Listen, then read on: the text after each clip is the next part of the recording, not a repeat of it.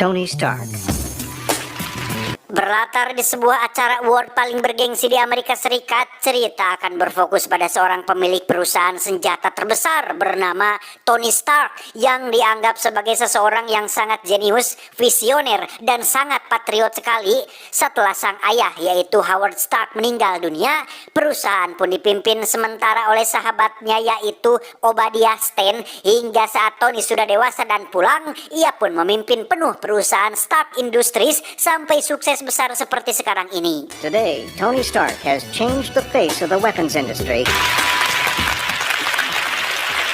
Ladies and gentlemen, it is my honor to present this year's Apogee Award to Mr. Tony Stark.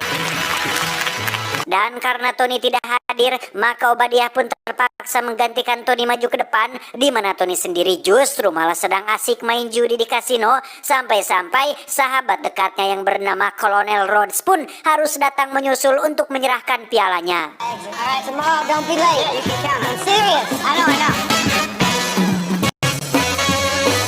Keesokan paginya kita akan melihat sebuah rumah mewah futuristik di kota Malibu, California yang merupakan kediaman Tony Stark, yang selain membuat senjata, Tony juga memiliki hobi lain yaitu mengotak-atik mesin kendaraan dengan dibantu oleh asisten robot kecerdasan buatan miliknya yang dinamai dengan nama Jarvis, yang dapat menganalisa dan memudahkan Tony dalam setiap pekerjaannya.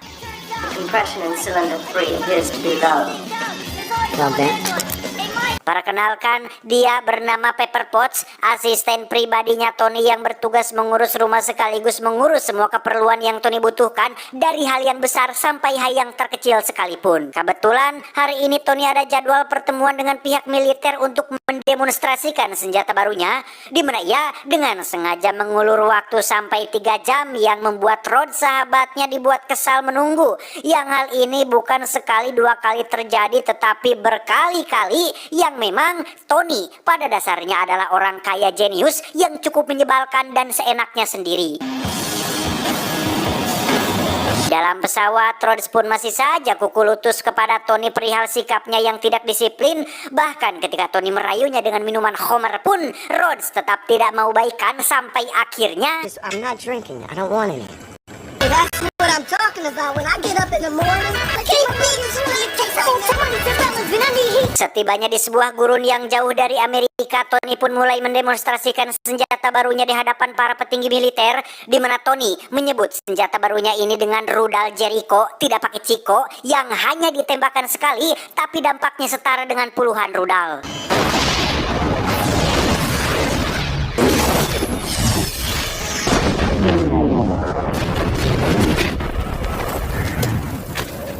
Alih-alih pulang ke pangkalan naik pesawat, Tony memilih ikut bersama para tentara naik Humvee atau mobil jeep khusus militer, yang dalam sepanjang perjalanan Tony pun bercandaria dengan para tentara, bahkan foto bareng dengan mereka, dan tiba-tiba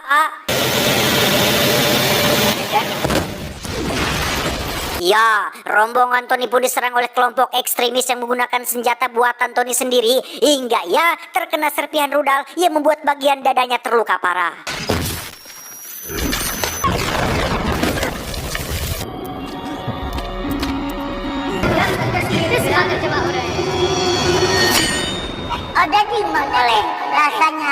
Disinilah Tony sekarang disekap oleh kelompok ekstremis di dalam gua yang menamai diri mereka dengan kelompok 10 rings atau 10 cincin, di mana Tony sendiri harus menenteng sebuah aki yang tersambung ke dadanya yang berfungsi sebagai magnet elektromagnetik untuk mencegah serpihan rudal menyebar ke bagian jantungnya.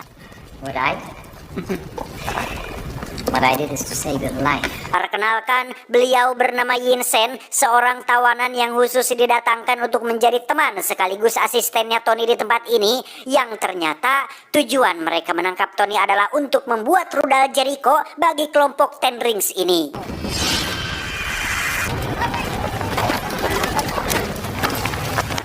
من أصدقائنا رؤساء الأمريكان.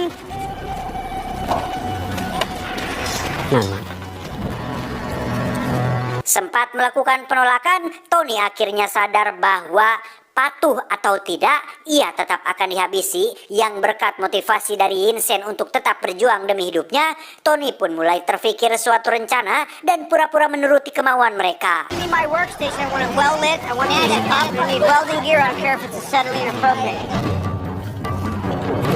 Mongolian, Farsi, Russian. Gitarra basura.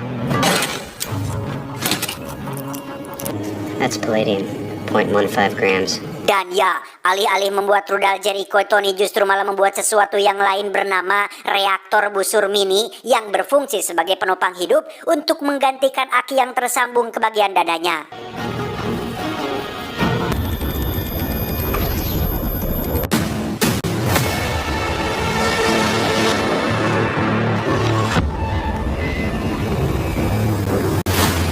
Dan inilah tiket keluar mereka berdua, sebuah rancangan baju jirah yang Tony buat sendiri, di mana Tony langsung bekerja siang dan malam dengan memanfaatkan barang-barang yang sudah disediakan oleh kelompok tersebut.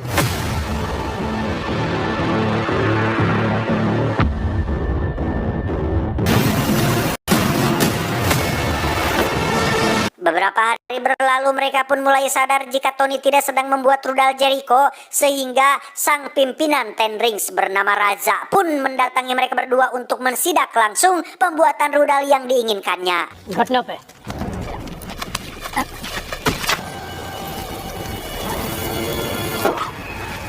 Soft. Good assistant. Tak punya banyak waktu, Tony pun mempercepat pembuatan baju besinya, di mana untuk pertama kalinya Yinsen menjadi orang yang pertama kali melihat bentuk topeng sang legenda dan menjadi saksi akan awal mula terciptanya sang superhero yang mendunia.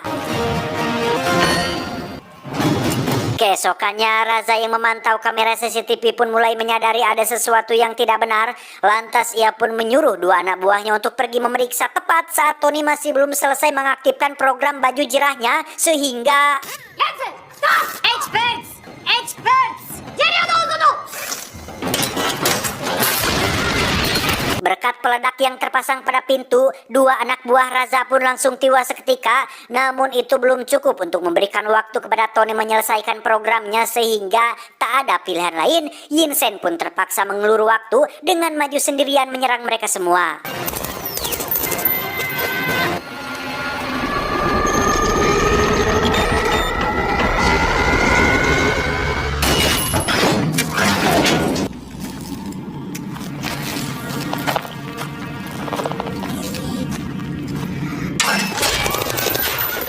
I think you make it them now.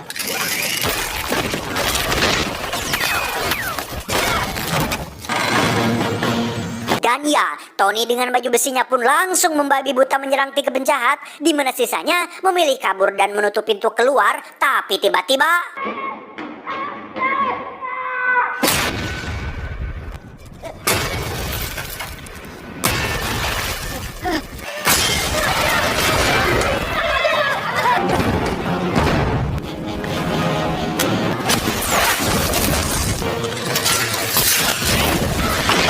Setelah berhasil menumbangkan Raza, Tony pun segera menghampiri Yinsen yang tengah sekarat, di mana ia memberi pesan penting kepada Tony agar jangan sia-siakan hidupnya, pergunakan waktu yang ada untuk kebaikan, dan stop nonton film biru.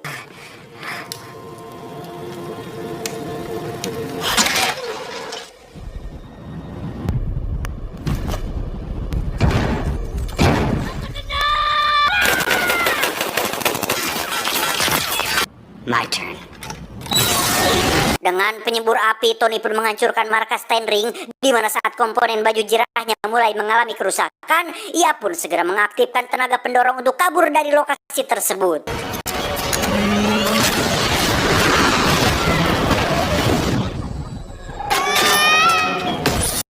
Tony pun mendarat di gurun pasir yang setelah 2 jam berjalan kaki, Rhodes dan pihak militer pun akhirnya datang untuk mengevakuasinya. Setibanya di Amerika Serikat, Tony bukannya pergi ke rumah sakit tapi malah mengadakan konferensi pers untuk memberi pernyataan bahwa ia memutuskan untuk menutup pabrik pembuatan senjatanya karena dianggap hanya memberikan lebih banyak mudorot daripada manfaatnya. Time as I can decide what the future. Hal itu tentu saja mendapat kecaman dari rekannya yaitu Obadiah yang tidak ingin jadi pengangguran akibat tutupnya pabrik mereka. Namun Tony sudah punya solusi lain untuk mempertahankan perusahaannya, yaitu dengan akan mengembangkan lebih lanjut proyek lama yakni arc reaktor atau reaktor busur berukuran besar yang merupakan sumber energi bersih persis seperti yang ada pada dadanya saat ini.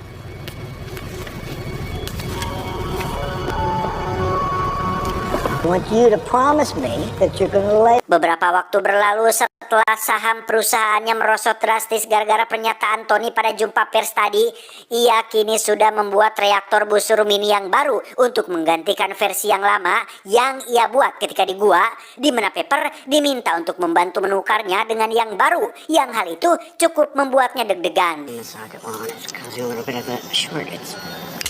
Fine. Is that so hard? That's fine, eh? I get it. Karena Tony tidak suka dengan nostalgia dan tidak pernah menyimpan barang lama, ia pun menyuruh Pepper untuk membuang dan menghancurkan reaktor busur mini versi lamanya. Beralih ke gurun pasir, Raza ternyata masih hidup dan berhasil menemukan puing-puing armor buatan Tony. Entah apa yang sedang ia rencanakan, Raza pun membawa armor tersebut ke markas barunya untuk diteliti lebih lanjut.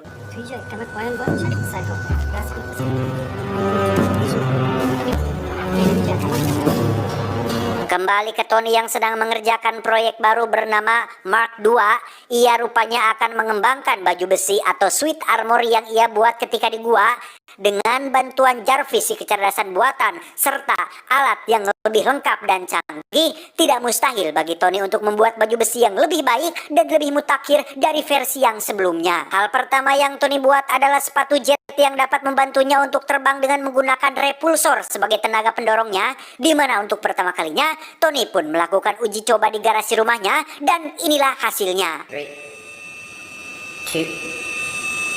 2, 1. Selanjutnya, Tony membuat bagian tangan untuk baju besinya yang juga dilengkapi dengan repulsor atau sejenis bulatan cahaya yang dapat mengeluarkan semacam mungkin ya sinar laser persis seperti pada bagian sepatu di uji coba sebelumnya, yang karena semuanya masih dalam tahap awal uji coba, maka Tony kerap kali melakukan kesalahan yang cukup lumayan menyakitkan. Masuk ke tes kedua, kini Tony akan melakukan uji coba terbang dengan menggunakan sepatunya sebagai tenaga pendorong dan bagian tangan sebagai penyeimbang tubuhnya. Dan apa hasilnya? 3, 2, 1.